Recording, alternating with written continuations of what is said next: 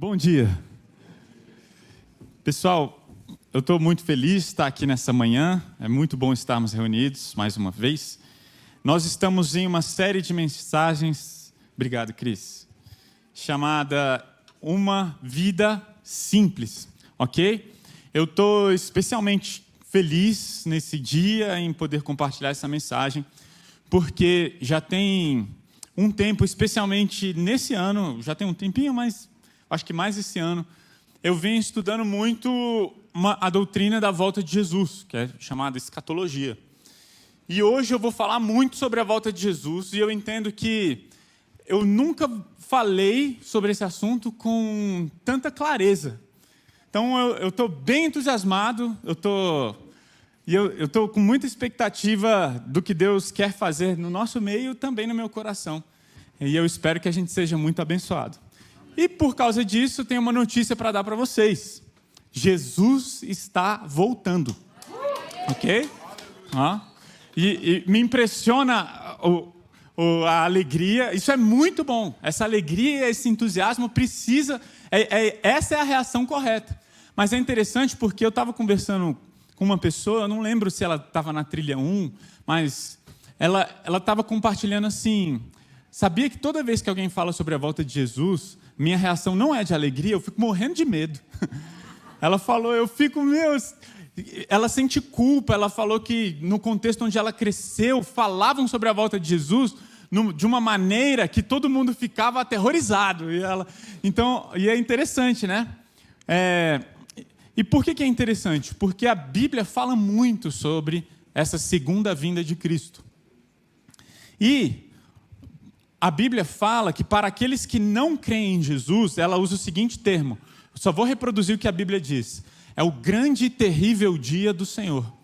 Para as pessoas que não creem em Jesus, esse é um dia de julgamento e é um dia, ou o dia da ira também é utilizado, o dia da ira do Senhor. Mas para aqueles que creem em Jesus, deve ser o melhor dia da nossa vida, né?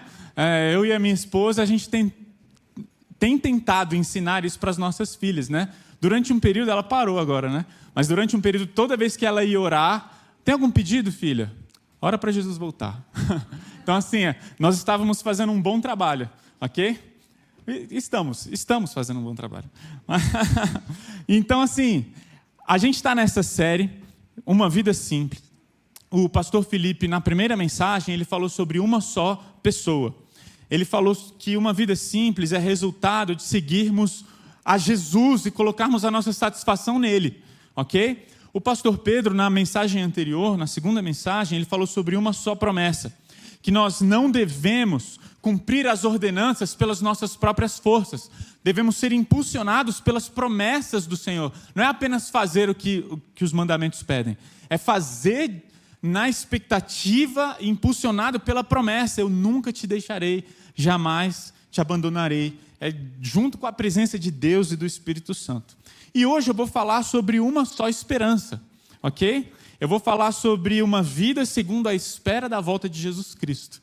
E eu acredito que assim nós teremos uma vida simples, se colocarmos a nossa expectativa na era vindoura, na volta de Jesus. Nós seremos transformados na era presente e seremos, então, semelhantes a Jesus e viveremos uma vida simples. Antes de dar sequência, eu preciso fazer 3 considerações, ok? Primeira consideração. Por favor, isso aqui não é uma aula de escatologia. Isso aqui, talvez, o que eu estou querendo dizer? Talvez você tenha posicionamentos diferentes, talvez você perceba alguma coisa, nossa, não concordo com isso aí. Não se apega a isso, não. Como eu falei, eu tenho me aprofundado sobre esse assunto, mas há pouco tempo. Então, eu estou aprendendo, eu estou engatinhando. Tenho muito que crescer ainda sobre esse assunto, ok? Então, caso você tenha dúvidas, anote. Vou te falar uma coisa, eu vou ter o maior prazer da gente conversar junto, da gente tirar essas dúvidas, tá bom? Combinado? Então, não se apegue assim, eu não concordo com isso, não cria uma barreira. O que eu queria é que você não criasse uma barreira no seu coração, caso você percebesse uma posição doutrinária, escatológica que eu estou falando, diferente, ok? E segunda consideração, eu vou dar uma ênfase na era por vir. E por que eu estou falando isso? Porque a nossa esperança eu entendo que a palavra de Deus nos convida a colocar a nossa esperança na volta de Jesus, no dia do Senhor, na era por vir. E é interessante, nessa segunda consideração, por que eu estou fazendo essa segunda consideração? Porque existem muitos termos e conceitos na Bíblia que eles se misturam, se correlacionam e que às vezes é difícil entender do que ele está falando. Termos eternidade, reino, salvação, redenção, santificação. Você quer ver só um exemplo? Nós fomos salvos em Cristo Jesus, amém? Nós estamos sendo salvos em Cristo Jesus. E nós seremos salvos em Cristo Jesus. Ué, Alex, como assim? Passado, presente e futuro. As três coisas estão certas e a Bíblia fala dessas três coisas. Nós fomos, estamos sendo e seremos. Reino de Deus, vou dar mais um exemplo do reino de Deus. Jesus chegou e falou, em Marcos capítulo 1, reino de Deus está próximo. Ok? Em Lucas 11 ele falou, é chegado o reino de Deus, olha os milagres, as manifestações do reino, os valores e tudo mais, o reino de Deus está entre vós. E lá em Lucas 22 ele falou, vocês não vão tomar do vinho, vocês não vão beber do vinho na ceia, até que venha o reino de Deus. Espera aí, o reino está chegando? O reino foi inaugurado? Ou o reino vai vir? Vocês percebem, o que eu estou querendo dizer com isso? Que às vezes, eu vou ler alguns versículos que vai trazer uma ênfase para um lado, uma ênfase para o outro, entende? E eu vou focar definitivamente na era por vir, no reino messiânico de Jesus que virá, ok? E a terceira e última coisa, terceira e última consideração, gente, é o seguinte, o meu objetivo é conduzir os nossos corações por meio do Espírito Santo a compreender como a esperança da volta de Jesus muda a nossa vida presente. Ok? Isso aqui não é apenas um assunto doutrinário para saber como, quando, o que. Ok? Não é isso. O estudo da escatologia não é isso. Não é isso, definitivamente não é isso. Se você ler Apocalipse 1, capítulo 1, vai falar a revelação de Cristo Jesus. Ok? O melhor amigo de Jesus, João, o apóstolo mais íntimo, quando ele viu o Jesus ressurreto e glorificado de Apocalipse, ele caiu no chão como morto. Quem? O amigo mais íntimo de Jesus. Ou seja, é a revelação da glória de Cristo Jesus. Quando a gente fala sobre a volta de Cristo Jesus, a gente está falando sobre conhecer o Cristo na sua plenitude, especialmente Cristo da segunda vinda. Ok? Então não é sobre saber isso, aquilo, adivinhar tempos, quando, é sobre conhecer a Cristo Jesus. Ok? E esse é o meu objetivo, que a gente deposite a nossa esperança na volta de Jesus. Se a gente fizer isso, a nossa vida vai ser transformada. E viveremos uma vida mais simples, eu creio. Ok? Vocês vão ver que eu vou focar muito sobre esse desejo de Deus. Vou repetir. O desejo que Deus tem em que nós cultivemos um clamor pela volta de Cristo Jesus. O que eu acabei de falar com isso? É isso que Deus deseja. Ok? E no final eu vou tentar então trazer essa relação sobre como essa expectativa muda então a nossa vida presente, ok? Eu acho que é um todo, mas vamos lá, vamos juntos, vamos ler o texto de hoje. O primeiro texto, são vários textos, se prepare, a gente vai ler muita Bíblia, mas começa com Apocalipse capítulo 22. O que é o Apocalipse 22? O último capítulo da Bíblia. Vamos ler? O último capítulo da Bíblia. Tem gente que nunca leu o Apocalipse, né? Não vou pedir para você levantar a mão, fica tranquilo. Mas tem muita gente que fala, eu não leio porque eu não entendo. Tem gente que tem um clips, né? Bota um clipezinho assim, Apocalipse, deixa para depois. Depois que eu ler alguns, eu tiro clips. Mas é o seguinte, a gente vai ler o último capítulo da Bíblia e eu quero mostrar para vocês como que encerra o cânon da palavra do nosso Senhor. Ok? Apocalipse capítulo 22, versículos 17, 20 e 21. Diz assim, o Espírito e a noiva dizem, vem. Que todo aquele que ouve diga, vem. Quem tiver sede, venha. Quem quiser, beba de graça da água da vida. Versículos 20 e 21, os últimos versículos da Bíblia. Aquele que é testemunha fiel de todas essas coisas diz, sim, venho em breve. Jesus, né? Amém. Vem, Senhor Jesus. Que a graça do Senhor Jesus esteja com todos. Olha como a Bíblia termina. A Bíblia termina clamando pela volta de Cristo Jesus. Será que isso é importante? Será que esse assunto deve ter um lugar especial no meu e no seu coração? Ok? Queridos, prestem atenção. Porque esse é o clamor do Espírito Santo. O Espírito Santo, neste momento, e o meu desejo é que, à medida em que eu for expondo a palavra de Deus, você vá descobrindo. Não quero fazer uma afirmação, eu quero argumentar, eu quero mostrar na palavra de Deus. O Espírito Santo clama pela volta de Jesus nesse momento. O Espírito Santo está clamando, vem Senhor Jesus. E a noiva, quem é a noiva? A igreja está clamando, vem Senhor Jesus. E eu creio de todo o meu coração que antes da volta de Jesus, ok? Eu creio nisso de todo o meu coração, que no fim desta era, a igreja, em conformidade com o Espírito Santo, estará clamando uma única coisa: vem Senhor Jesus, queremos a tua presença mais do que todas as coisas nesse mundo. Ok? Então, quando a gente for reunir em comunidades e tiver os pedidos de oração, a gente vai pensar: nossa, estou sendo perseguido, estou com um problema em casa, estou com um problema de saúde. Eu acredito que todos esses pedidos são legítimos, podem ser feitos, mas antes da vinda do Senhor, a igreja vai estar falando: olha, a gente pode pedir por essas coisas, mas tem uma coisa que arde mais no nosso coração: a volta do nosso Senhor Jesus Cristo. E é para esse lugar que eu acredito que o Espírito quer nos levar. Ok? O Espírito quer nos levar para o lugar onde a gente esteja clamando mais do que todas as coisas. Qual deve ser o maior pedido do nosso coração? Vem Jesus, vem Jesus. A gente tem que desejar muito mais as coisas que Deus, mais do que as coisas que Deus dá, o próprio Deus. E é interessante porque, estudando sobre esse assunto, uma frase me chamou muita atenção, que é a seguinte: o evangelho completo não termina na cruz, e sim no trono. Ok? Se você me perguntasse, durante muito tempo no meu ministério, como cristão e como pastor, me fale o evangelho. Eu ia falar: o evangelho, Deus criou todas as coisas, o homem pecou, Jesus veio, morreu na cruz e ressuscitou. Pronto. Durante muito tempo eu falei isso. Durante muito tempo. Tá bom? Talvez seja o seu caso e tudo bem. Ok? O que eu quero dizer e enfatizar hoje é que o evangelho não termina aí. Até mesmo porque, lembra que eu falei dessas correlações de palavras, né? A gente vai falar sobre a volta de Jesus, o dia do Senhor. Tudo isso a gente está falando da mesma coisa. A restauração de todas as coisas, a gente está falando da mesma coisa.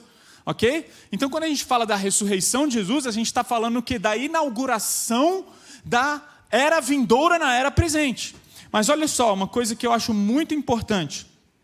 Qualquer evangelho que não inclua a expectativa da volta de Jesus é incompleto, porque o evangelho não acaba na cruz, mas sim no trono. Acaba com a restauração de todas as coisas. Alex, me mostra isso. Atos capítulo 3, versículo 21. Lembra? Jesus morreu, ressuscitou, ele foi aos céus, o Espírito Santo veio sobre a igreja, Pedro pregou ali para a multidão, ali do Pentecostes, e no capítulo 3, Pedro foi para o templo de Jerusalém pregar a palavra de Deus. Olha que eu destaquei apenas um versículo dessa pregação, que é esse aí, ó. Pedro falando, pessoal, vamos ler juntos. Pois ele quem? Jesus. Pois Jesus deve permanecer aonde? No céu, até o tempo da restauração final de todas as coisas. Ok? Jesus foi para os céus. Ele vai permanecer lá. Até quando? Até o dia, o tempo da restauração final de todas as coisas, conforme Deus prometeu há muito tempo por meio de seus profetas, por meio de seus santos profetas. Se lermos o Antigo Testamento, isso é algo que me choca. Ok? A Bíblia, o Antigo Testamento fala muito sobre a vinda do Messias, mas fala mais sobre a segunda vinda do Messias do que sobre a primeira. Sabia disso? Que a Bíblia fala mais sobre a segunda vinda de Cristo do que sobre a primeira? E é por isso que os judeus não são tão malucos assim. Porque quando alguns judeus olharam para Jesus e falaram assim, não sei se esse cara é o Messias, não. Por quê? Porque lá no Antigo Testamento estava falando que o Messias viria e ele sentaria num trono e reinaria em Israel e sobre todas as nações da terra. Então, quando eles olharam para Jesus, eles falaram: esse cara aí não vai ser rei, não. Esse cara aí? Não, esse cara não. Está entendendo? Então, eles tiveram muita dificuldade. muita dificuldade de interpretar o que os profetas estavam falando. O que eles não sabiam é que Jesus viria primeiro como um cordeiro e depois como um leão. Ele viria primeiro para dar a sua vida e depois ele viria para julgar toda a terra como esse rei. Aliás, se Jesus viesse na primeira vinda, atenção, se Jesus viesse na primeira vinda como ele virá na segunda, não ia sobrar ninguém para contar. Porque nós só podemos ter relacionamento com Deus, só podemos estar vivos porque Cristo Jesus pagou pelo preço dos nossos pecados. Era necessário que ele morresse, era necessário que a nossa condenação caísse sobre ele, para que futuramente aqueles que creem venham reinar juntamente com ele. E é por isso, queridos, é por isso que eu falei outro tempo, em alguma mensagem anterior aqui, eu não sei quantos estavam presentes, eu não sei quantos se lembram. O quê? Presta atenção, houve uma mudança muito drástica no comportamento dos discípulos depois da morte de Jesus e depois da ressurreição de Jesus. Deixa eu explicar. Quando Jesus morreu e foi sepultado, o que os discípulos fizeram? Eles foram para uma casa e se trancaram. E o que eles estavam fazendo ali? Morrendo de medo. Por quê? Nós somos discípulos de Jesus. Se mataram Jesus, vão atrás da gente, vão matar a gente também. Então eles estavam morrendo de medo. Aí Jesus ressuscitou. E o que Jesus fez? Entrou na casa. Como? Atravessou a parede. Não sei explicar isso não, gente. Isso é o corpo glorificado, ok? Jesus, com o corpo glorificado, passou a parede, apareceu lá e falou: Shalom, pessoal.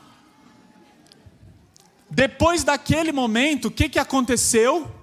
50 dias, 2 meses depois, queridos, os discípulos, 2 meses depois, estavam no meio dos líderes religiosos, cara a cara com o Império Romano, com soldados, falando: Jesus é o Messias, Ele é o Salvador, e não importa que a gente morra.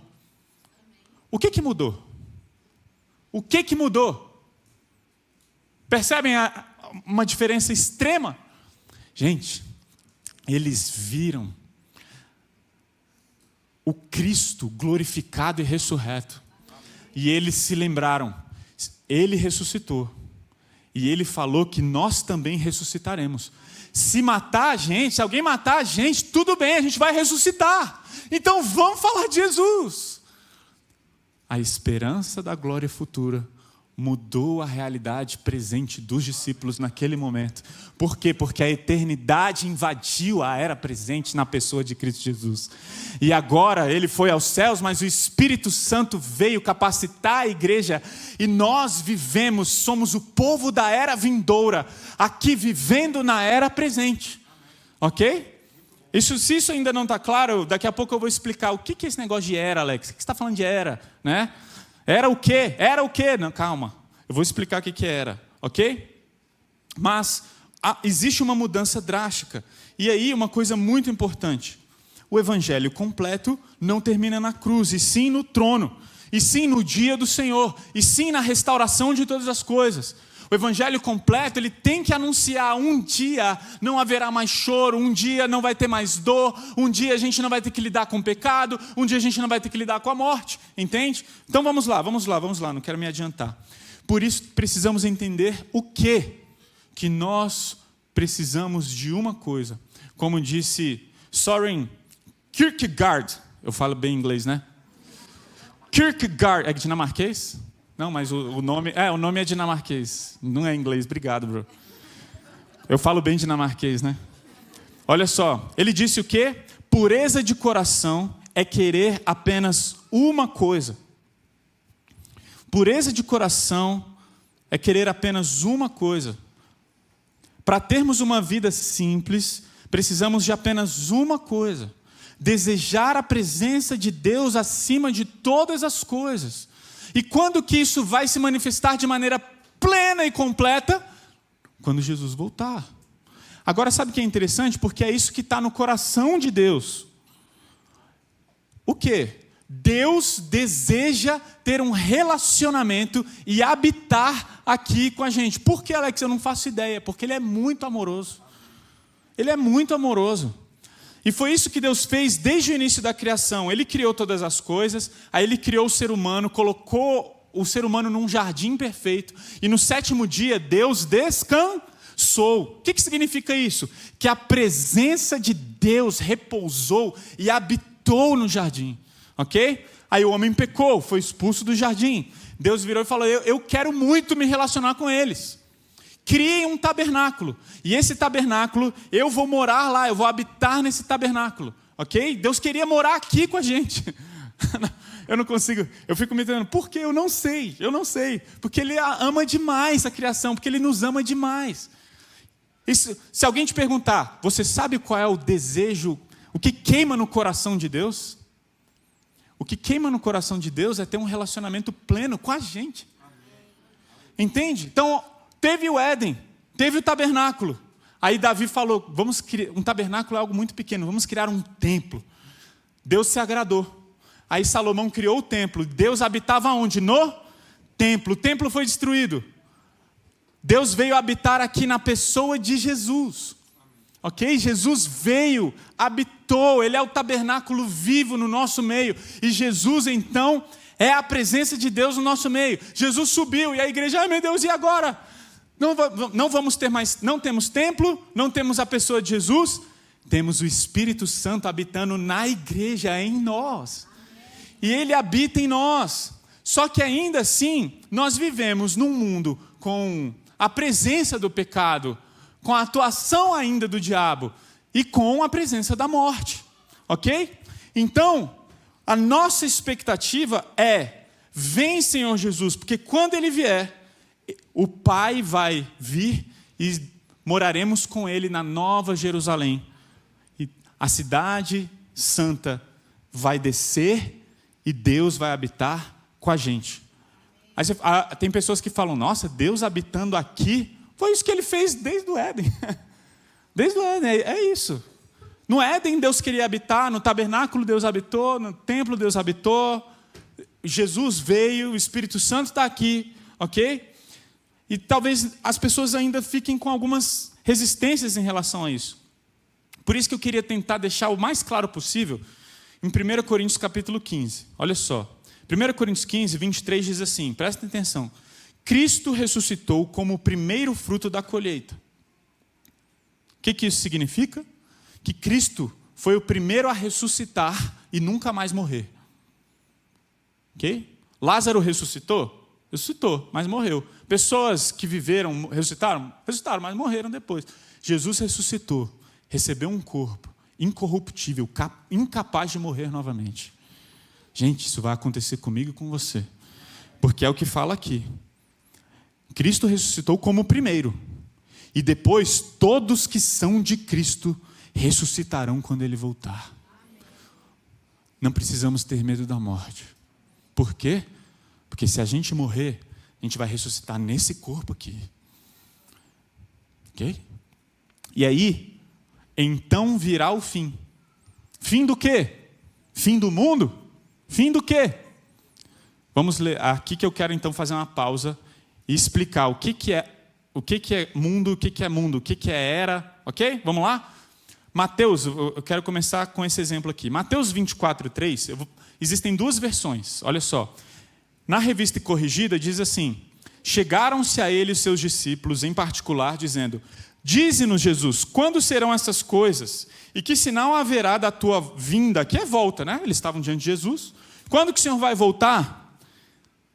E quando que vai ser o fim do mundo? Olha na NVI, ele já faz. Os discípulos dirigiram-se a ele, em particular, e disseram, diz-nos quando acontecerão essas coisas. Qual será o sinal da tua vinda e do fim desta? No primeiro está mundo, no segundo está era. Gente, por que alguém no primeiro está mundo e no segundo está era? Porque o tradutor colocou mundo lá, e eu sou doido para encontrar esse cara e falar, por que você colocou mundo aí, abençoado? Porque é o seguinte, presta atenção, deixa eu explicar uma coisa. Eu quero diferenciar as duas palavras gregas, aion e cosmos, ok? Gente, o cosmos é a criação de Deus, ok? O cosmos é a criação de Deus. O aion é um tempo. Está falando de um tempo. Aion tem a ver com tempo, cosmos tem a ver com a criação, ok? Então vamos lá. Deus amou ao mundo de tal maneira. Deus amou o cosmos. A gente tem que amar a natureza, a gente tem que amar. a criação de Deus. A gente tem que amar. Deu para entender? Aí vem João, que escreveu o capítulo 3, versículo 16, Deus amou ao mundo de tal maneira. Lá em 1 João 2 disse assim, não ameis ao mundo e nem o que neles há. Ué, Deus amou ao mundo, mas não é para eu amar o mundo? Percebe como isso faz uma confusão danada? Por quê? Porque em João 3,16 a palavra é cosmos. Em 1 João 2 a palavra é aion. O que isso significa? Que nós precisamos amar a criação, o mundo criado, mas não devemos amar as coisas dessa era. Por quê? De acordo com 2 Coríntios, capítulo 4, quem é o Deus dessa era? Satanás. Ou seja, nós vivemos numa era. O que é então era, pessoal? Era é um tempo. Desde a ascensão de Jesus até a volta dele, nós estamos debaixo dessa era. Aion. Deu para entender isso aqui? Ficou claro? Mas, quando Jesus voltar, ele vai inaugurar uma nova era. Talvez alguém, nova era? Ai, meu Deus. Não, mas é isso mesmo. Ele vai inaugurar uma era reinada por um governante perfeito. Quando Jesus voltar, ele vai voltar, ele vai julgar as nações, e ele vai governar de maneira perfeita, ele vai sentar num trono aqui, nesse mundo, nesse cosmos, amado por Deus, numa era completamente diferente, governada por Cristo Jesus. Por isso fala, não ameis essa era. Então vamos lá, ide, façam discípulos de todas as nações, batizando em nome do Pai, do Filho e do Espírito Santo, e ensinando-os a obedecer tudo o que vos tenho ordenado. E eis que estarei convosco até a consumação dos séculos. Aion, era. Então, uma hora vai ter a consumação dessa era. E eu vou estar com vocês. Entendeu? Então, eu vou estar com vocês. O Espírito Santo vai estar com vocês. Entende? A gente lê isso todo domingo. Pai, Santo, tudo que tem, sabe? Tem uma parte aqui, cujos corações estão em teu reino e não nos sistemas deste... Aqui é Aion ou era? Ou é Aion ou Cosmos? Aion, boa! Parabéns! Aqui é Aion. O nosso coração está no reino e não nos sistemas desta era, governado por Satanás. Um sistema mau. A gente vive num mundo muito mau. A gente vive num mundo muito injusto. Por quê? Porque nós somos o povo, nós somos os representantes do reino de Deus. O reino da era vindoura, somos representantes desse reino nesta era presente. Presta atenção. Na cruz, Jesus venceu o diabo, o pecado e a morte. Mas eles ainda não foram derrotados. Por quê? Por quê? Porque eles estão aqui atuando. Nós somos representantes desse reino, mas eu ainda tenho que lidar com o meu pecado. Vem, Senhor Jesus. Eu ainda tenho que lidar com o diabo. E, gente, eu ainda tenho que lidar com a morte. E lidar com a morte é muito difícil. Muito difícil. Muito difícil se despedir de pessoas que a gente ama. É muito difícil lidar com a morte. Mas um dia, essa era vai ter fim. E sabe o que vai acontecer? Nós não teremos mais que lidar nem com a morte, nem com o diabo, nem com o pecado. Tudo vai ser restaurado. E Jesus vai vir para reinar e restaurar todas as coisas. Olha só, vamos continuar então 1 Coríntios 15, vamos lá? Versículo 23. Cristo ressuscitou como o primeiro fruto da colheita, e depois todos os que são de Cristo ressuscitarão quando Ele voltar. Então virá o fim desta era. Quando Ele entregará o reino a Deus, o Pai, depois de ter destruído todos os governantes e autoridades e todo o poder.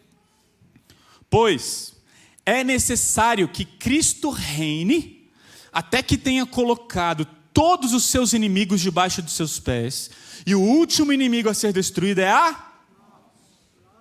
Então, quando todas as coisas estiverem sob a autoridade do Filho, Ele se colocará sob a autoridade do Pai, para que o Pai, Deus Pai, que deu a seu Filho a autoridade sobre todas as coisas, seja absolutamente supremo sobre todas as coisas em toda a parte.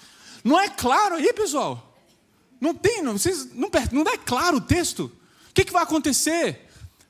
A igreja, o Espírito e a noiva vão clamar: vem, Senhor Jesus. Ok? Jesus vai voltar. Ele vai voltar, num piscar de olhos a gente vai receber um corpo glorificado. E Jesus vai reinar. E é importante que ele reine. O que ele vai fazer nesse reinado? Ele vai restaurar todas as coisas. E quando tudo estiver restaurado, ele vai pegar e falar: Pai, pode descer. Aí o que vai acontecer? Apocalipse 21. E vi a cidade santa, a nova Jerusalém, que descia do céu. Gente, a gente não vai para o céu. O céu vem até nós. É o reino dos céus, não nos céus. O reino não é o lugar para onde a gente está indo. O reino é o lugar da origem de onde ele está vindo. Ok? Então vai vir a cidade santa, a nova Jerusalém, que descia dos céus da parte de Deus, como uma noiva belamente vestida para seu marido. Ouvi uma forte voz que vinha do trono e dizia: vejam, o tabernáculo de Deus está no meio do seu povo, pois Deus habitará com eles e ele será o seu povo. O próprio Deus vai estar aqui. Uau! Vai estar tudo restaurado e a gente vai viver a plenitude do que Deus criou lá no início. Tudo que foi planejado foi manchado pelo pecado, mas um dia será restaurado novamente. E é isso que está no coração de Deus. Deus anseia por esse dia. Alex, como assim? Você tem certeza? Lê lá Isaías capítulo 63, versículo 4. O dia da vingança está no meu coração. Isso é o que Deus anseia. Por quê? Porque Ele nos ama. E eu não consigo entender. Existe essa expectativa no coração dEle. Que Deus não é um Deus que está lá falando: suporta aí todas as coisas. Suporta aí, eu suportei, tem que suportar também. Não, Deus está olhando cada lágrima, Deus está olhando cada ato, Deus está olhando cada dor que a gente está passando. Ok? Ele é um pai que se importa. Ele é um pai que se importa. Ele não está falando: é para vocês viverem uma vida miserável aí. Então é para viver simples mesmo. Não é isso. O que Deus quer é que a gente viva uma vida simples à luz do que a gente já ganhou na era futura. Percebe a diferença? Percebe como a compreensão do que a gente vai receber muda a maneira como vivemos hoje?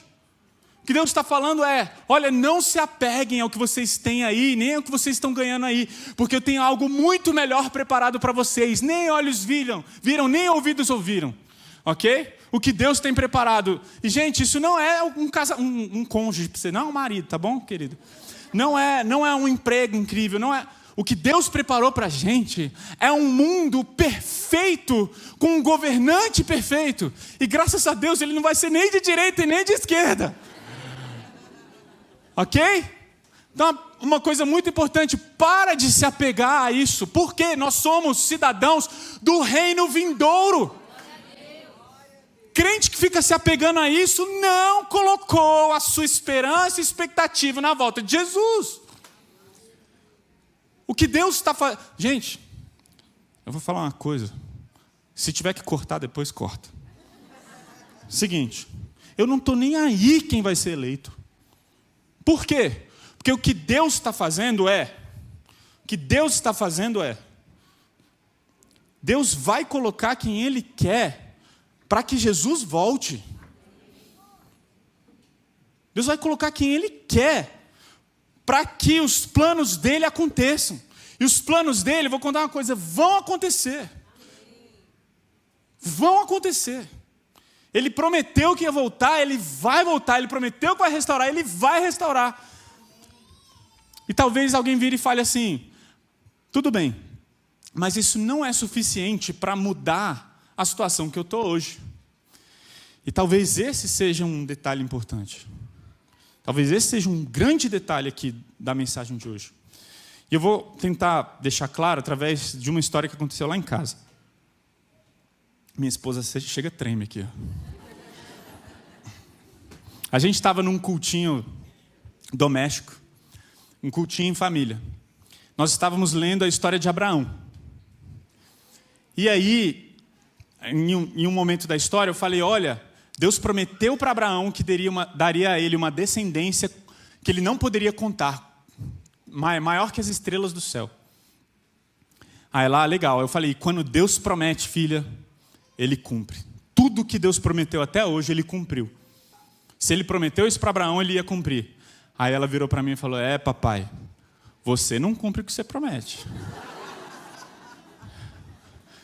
E aí eu, como assim? Do que você está falando? Quando que eu prometi uma coisa para você e não cumpri? Aí ela, outro dia. Você falou que ia me dar um brinquedinho X lá, aí depois você voltou atrás, porque eu desobedeci. Aí eu falei, filha, deixa eu te explicar uma coisa. Existem alianças condicionais e incondicionais. Nesse caso, era uma promessa condicional ao seu comportamento. Aí fui na brincadeira, mas depois eu virei e falei assim, filha, olha para mim, eu quero te falar uma coisa. Eu prometo, quero te fazer uma promessa. Aí ela, que foi? Eu te prometo que eu nunca vou deixar de te amar. Aí ela, pai, só isso? Tava esperando aqui, mano, eu vou ganhar um PlayStation, né? Sei lá. E aí ela, só isso? E aí, depois de um tempo, eu fiquei pensando, esse sou eu, a minha filha, sou eu.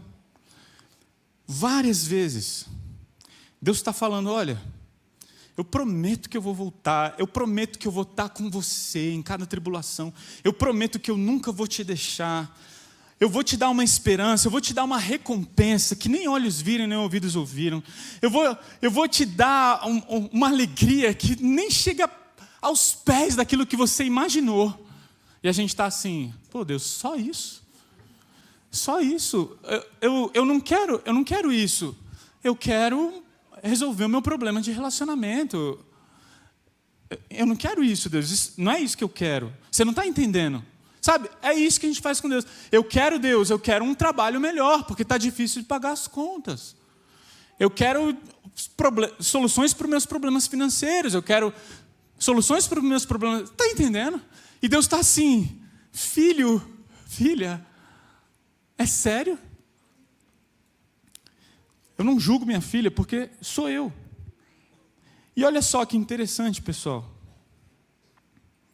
Nós precisamos crer, colocar nossa esperança nessa era, na volta de Jesus. Nós somos chamados a isso porque Deus quer por isso, Deus clama por isso, Deus quer que a noiva, a igreja, clame por isso. Jesus falou, olha, eu quero voltar, eu vou voltar em breve. A Bíblia acabou assim. João acabou o cânon, a Bíblia, a palavra de Deus falando, vem Senhor Jesus. E a gente está, Senhor, não volta não, eu ainda não casei, né? Tipo assim, Deus, não volta não. Percebe como os nossos olhos estão aqui nas coisas dessa terra? Deus, não volta não, deixa eu ter filho primeiro. Deus, não volta não. Sabe, eu já ouvi isso várias vezes. Eu já falei isso. Na minha adolescência, não, eu quero casar primeiro. Oh, Deus, espera eu casar, né? Valeu a pena, amor, valeu a pena. Eu te amo. Mas o ponto aqui é, percebe como o nosso coração está nas coisas terrenas. Uma pessoa que faz uma oração dessa hoje, e uma pessoa que orou assim, como eu já orei mais de uma vez, não entendeu o que significa colocar esperança na volta de Jesus. Não entendeu. Cara, é sério que eu estou comparando o meu casamento com o casamento com Jesus Cristo? É sério que eu estou... Vocês estão entendendo? É sério? Não existe comparação. Minha esposa, então, ela vai falar, amém! Porque isso não tem comparação. Pega a maior alegria que você já experimentou aqui nessa terra, a maior dádiva. Não se compara com a glória que há de ser revelada.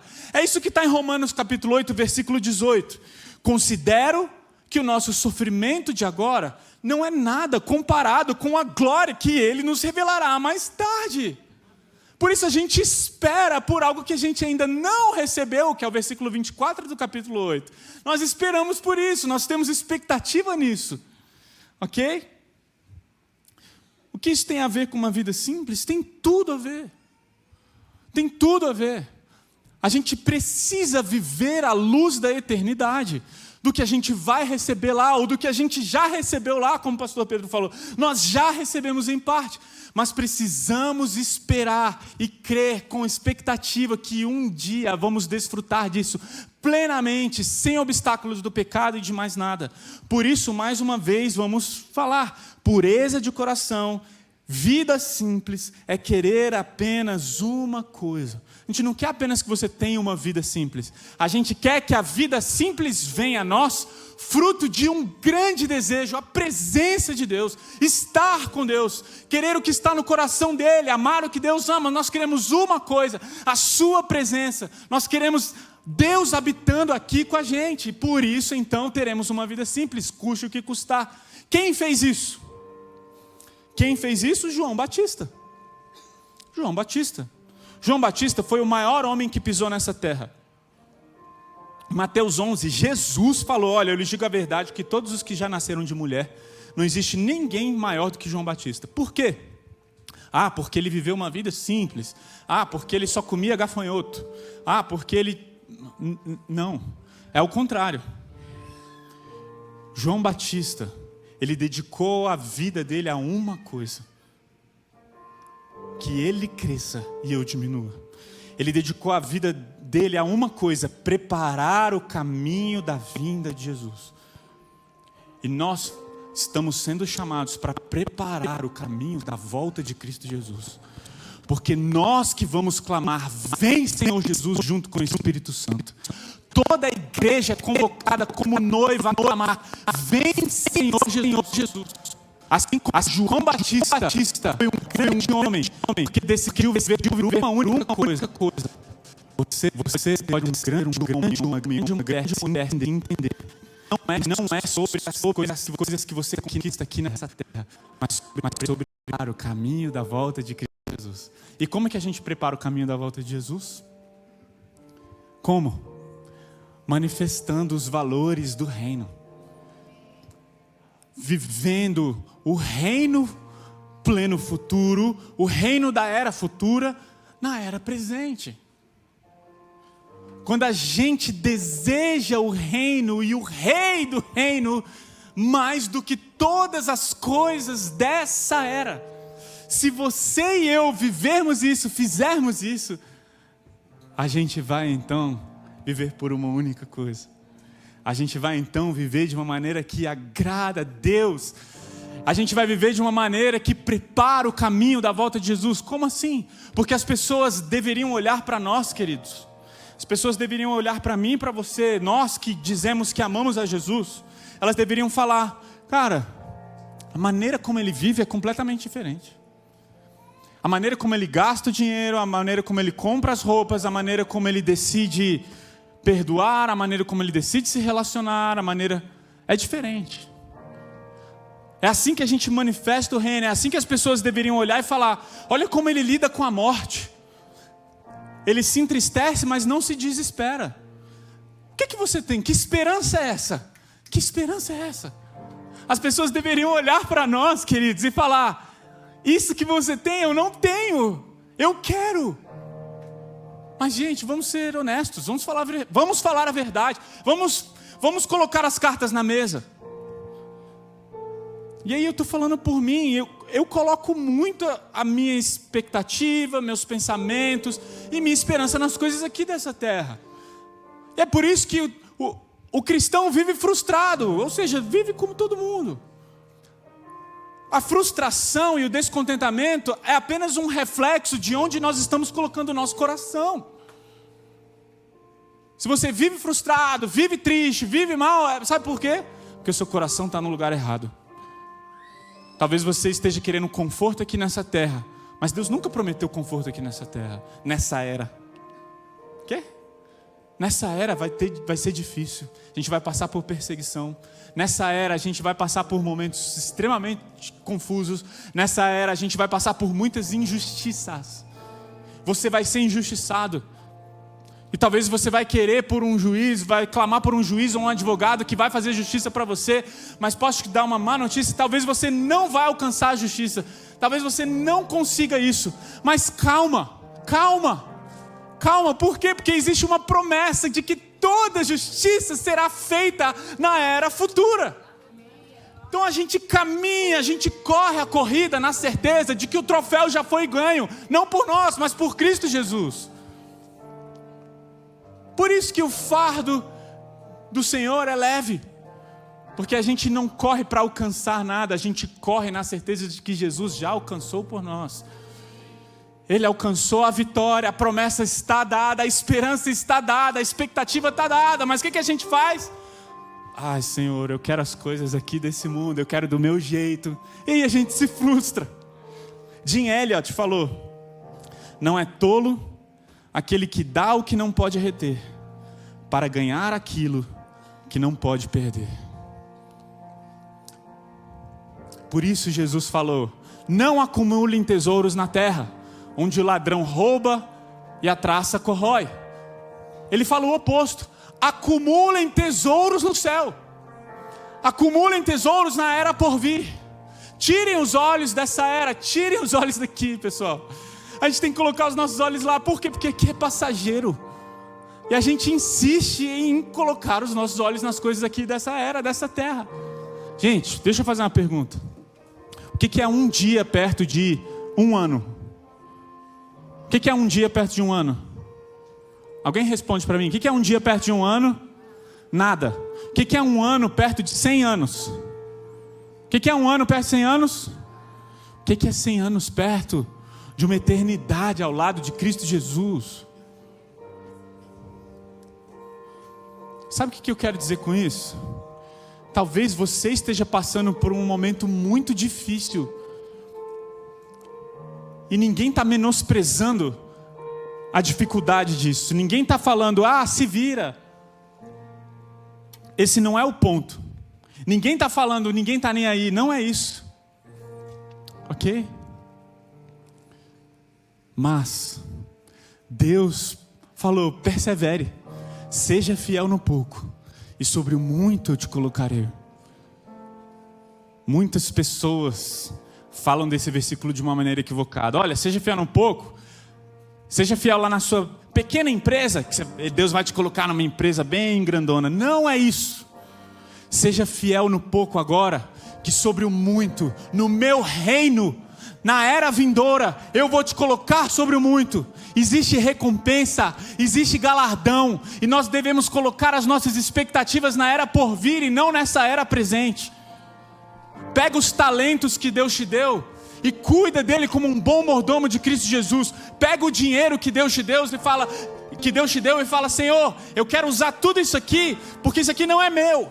Como eu uso? Eu quero usar para a tua glória. Eu quero que o teu reino seja conhecido, que eu diminua e que Jesus Cristo cresça. Não é sobre mim, não é sobre você, é sobre Cristo Jesus, é sobre o reino dele, entende?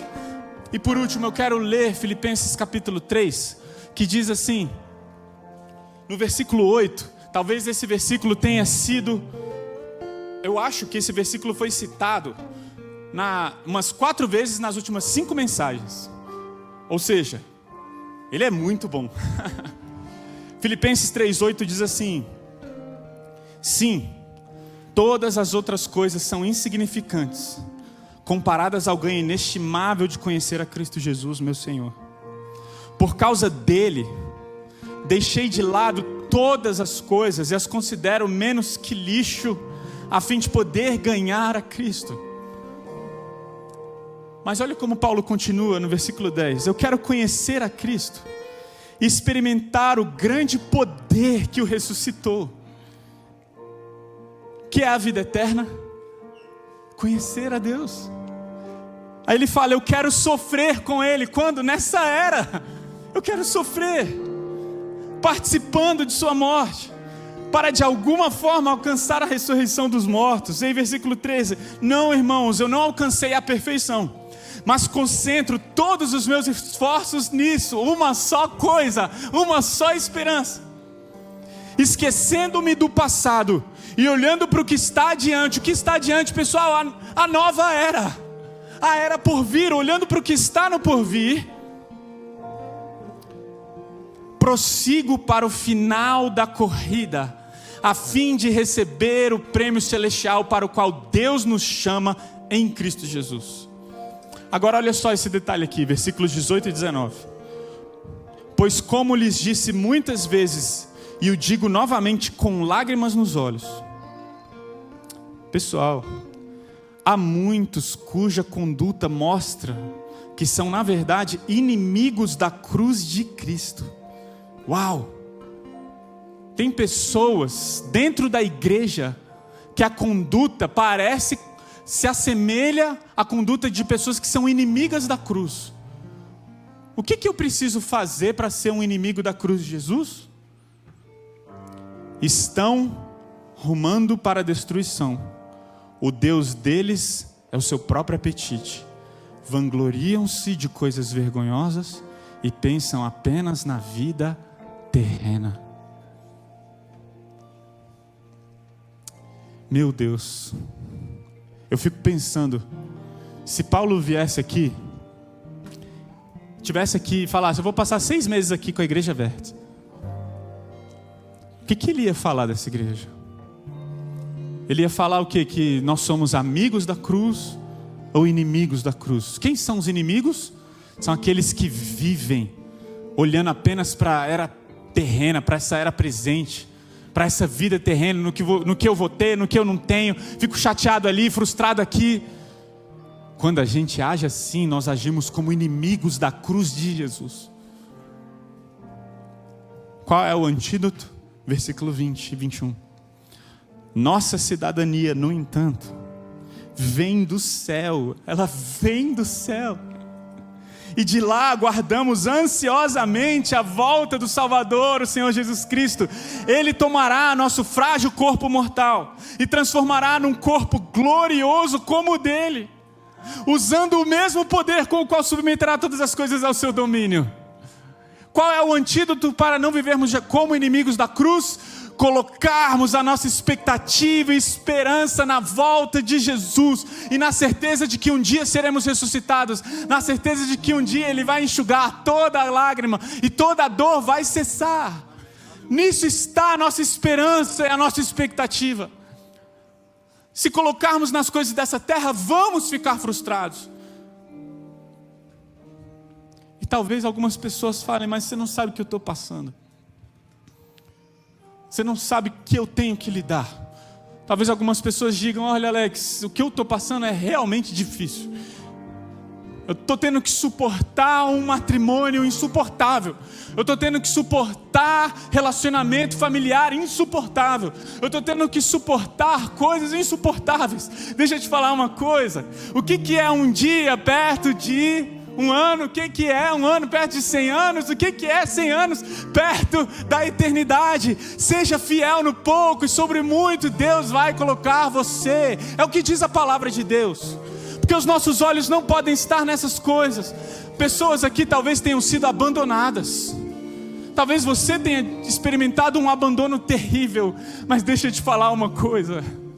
Na era por vir, você vai encontrar o Deus que vai enxugar toda lágrima. Ele vai tirar toda a dor. Talvez você esteja suportando dores físicas. Deixa eu te falar, você vai receber um novo corpo. Um corpo glorificado igual ao de Jesus.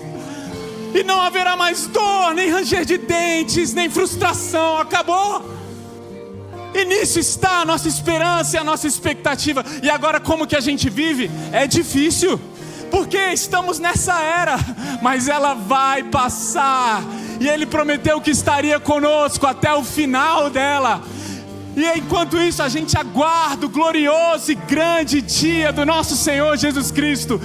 Porque a nossa esperança não está num mundo melhor. A nossa esperança está nos céus abertos, onde Cristo Jesus aparecerá e vai glorificar e vai mudar tudo. Ele é a esperança, Ele é a força, nele está nosso coração. Uma coisa apenas basta, uma coisa queremos: Jesus Cristo aqui entre nós. Olá, tudo bem com você? Seja bem-vindo ao nosso canal no YouTube, aqui da Igreja Batista Vértice. Eu sou o pastor Pedro Felizola e eu quero te fazer um convite muito especial. Se você tem acompanhado as nossas mensagens, os conteúdos produzidos pela nossa igreja, as palavras de domingo, e isso de alguma maneira tem abençoado a sua vida e a sua família, eu quero te convidar a considerar a possibilidade de orar e contribuir com a campanha Nossa Nova Casa. A nossa igreja está de mudança, eu estou aqui no futuro novo espaço, onde nós funcionaremos como igreja, aqui no coração de Brasília, e nós cremos que a partir deste lugar nós poderemos servir muito melhor a nossa cidade, mas também você que nos acompanha à distância, seja lá onde você estiver, no Brasil ou no mundo.